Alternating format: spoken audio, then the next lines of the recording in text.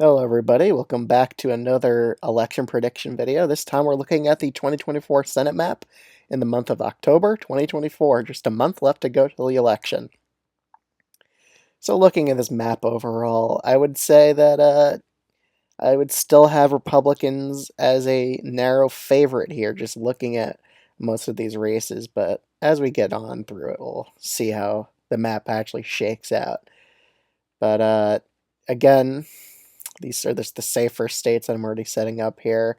Delaware, New Jersey, these states are just not going to be competitive at all. They're not going to go to likely at all.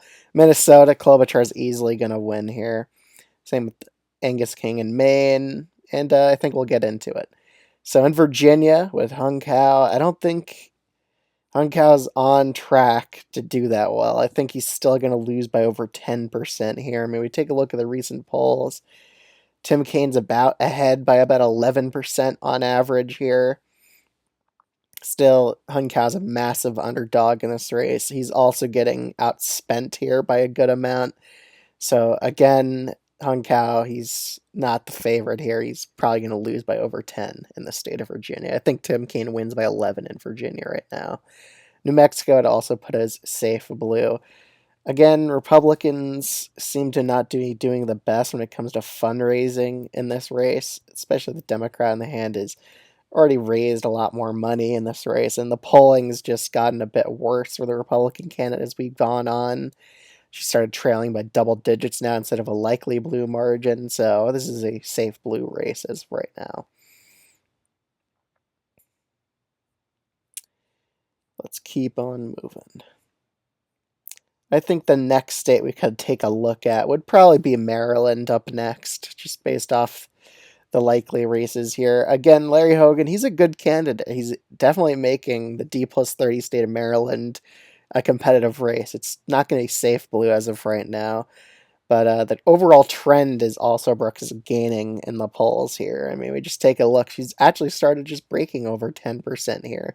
But I really think that Larry Hogan will probably keep it below a likely blue race still. I think he'll still get a lot of independent support on his side. He is getting a good amount of Democrats on his side, but it's not enough in such a Democratic state. It's very polarized as we come with the election season. But I do think also Brooks probably ends up winning this race by about 9%, I would say. So just shy of a safe blue margin. Nebraska is actually very interesting. We have recently got a poll that has Dan Osborne up 5 points. It is a sponsored poll by him or by a centrist group supporting him. Again, there's been a lot of polls by Osborne that he has sponsored that show him up or just in the margin of error with Fisher right here. Again, she promised to run for only 2 terms. She's running for a 3rd term here. So she broke that pledge. And that has caused a lot of independent voters to gravitate towards Osborne, and he's not a Democrat. So that's one plus going for him, that he doesn't have that Democrat label that would hurt him in a state like Nebraska. So I think we're going to see a pretty historic performance for Dan Osborne. I think he's going to make this race closer than a safe Republican margin. I think we're going to see Fisher probably only end up winning this race by about 9% as of right now. So I do think these undecideds will probably end up breaking towards Fisher towards the end of the day just due to polarization. But he is making this race competitive where it would have been just a safe red race otherwise. So I'm putting this as a likely Republican rating for a race. The next state we're going to take a look at is, I guess, Arizona and Nevada. I'll do them both because they're pretty similar right now. Jackie Rosen's just massively outraising Sam Brown in this race. I mean, we could take a look at the polls. It's just pretty bad for Sam Brown all around, except one pollster had him up or only down by 2, but most other polls has him down by double digits or in the likely margin here. So right now I think Rosen's probably going to end up winning this race by about 7 percentage points. I don't think it'll go to double digits here. I think Brown will have some Republican support on his side because these undecideds will probably get a good amount of them. But again, Rosen's breaking over 50% constantly in these polls right now. So far, I think Rosen's the heavy favorite here. I mean, we could just take a look at fundraising. She's outraising Sam Brown by like 4 times and outspending him by that margin. So again, she's doing well with that race, and Republicans are pretty much pulling out some money out of Nevada at this point for this Senate race. They're realizing it's pretty much a lost cause for them. In Arizona, Kari Lake is a very weak Republican candidate. Republicans made a huge mistake in choosing her. She has lost every single poll for a while. I don't even think there's been a poll she's led in since, or even just tied in. It was back in like July. So she's cooked. I don't think there's any way she could manage to catch up here unless Trump wins Arizona by like 6. That's like the only chance she has. Other than that, she's been down in most of these polls here by such large margins. She's done. I really struggle to see how she could win when she's not even close to 50%. And Ruben Gallego is breaking 50% here, and he's even going above that.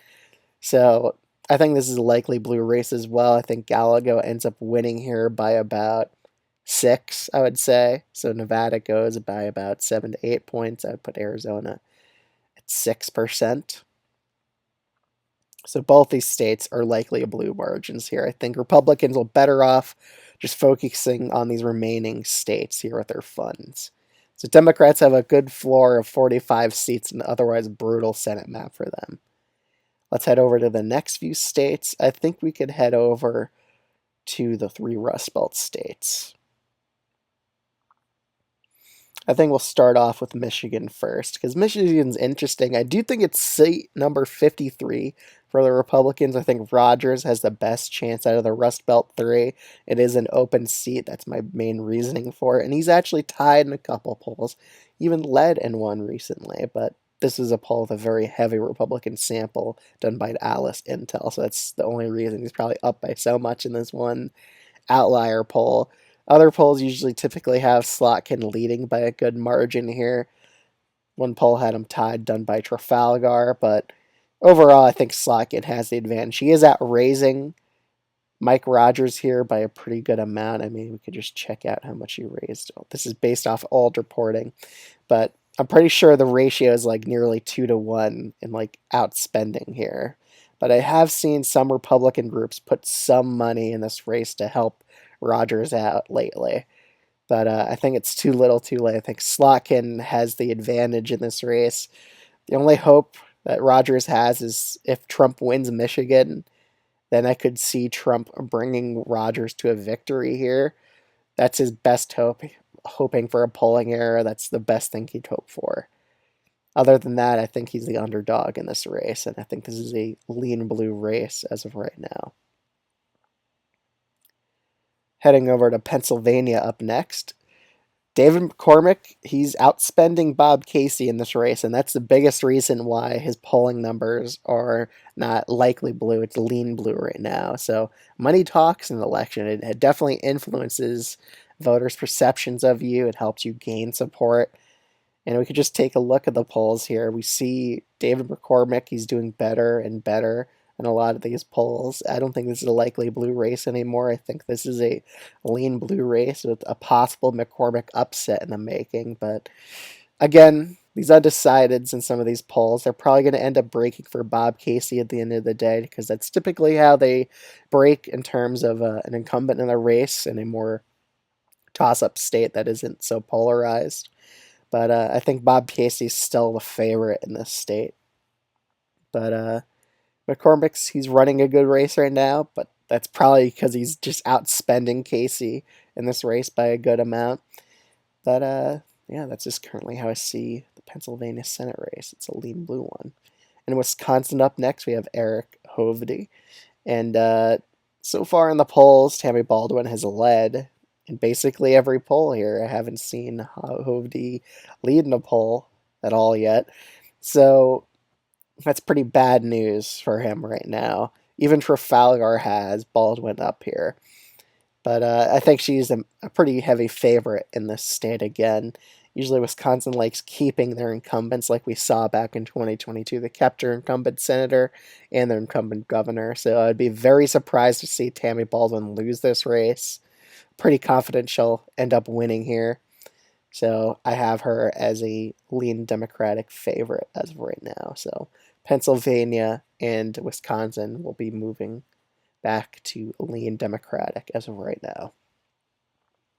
And now we're down to the four interesting races. I think we'll start off with Montana first. So, right now, there's been a lot of polls done by Republican pollsters in the state of Montana. I mean, most of these polls have been sponsored by Republicans here. The only polls that have been done that are independent is RMG Research showing Sheehy up by 7. And I believe Fabrizio Ward, I think this was a neutral poll right here, also shows Sheehy up by 8.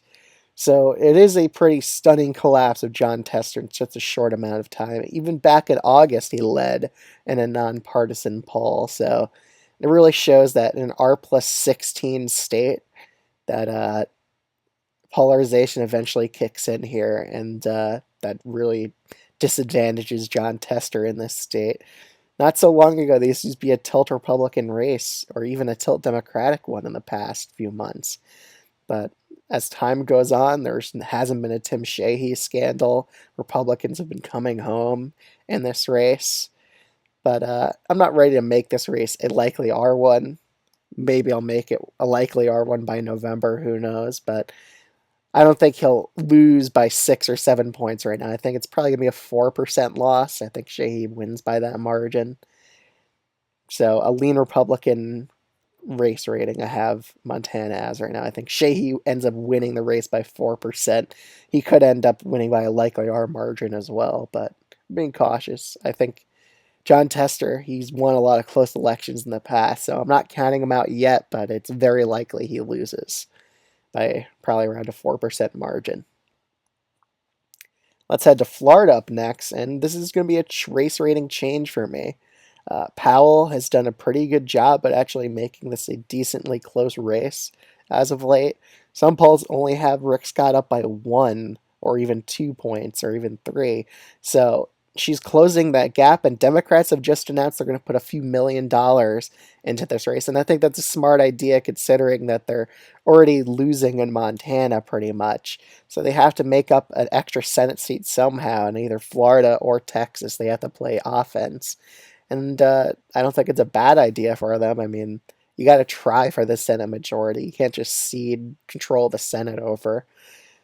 But again, Rick Scott, previously, he's won a few races by only 1% margins. Even when he ran for governor in red wave years, he's only won by 1% margins.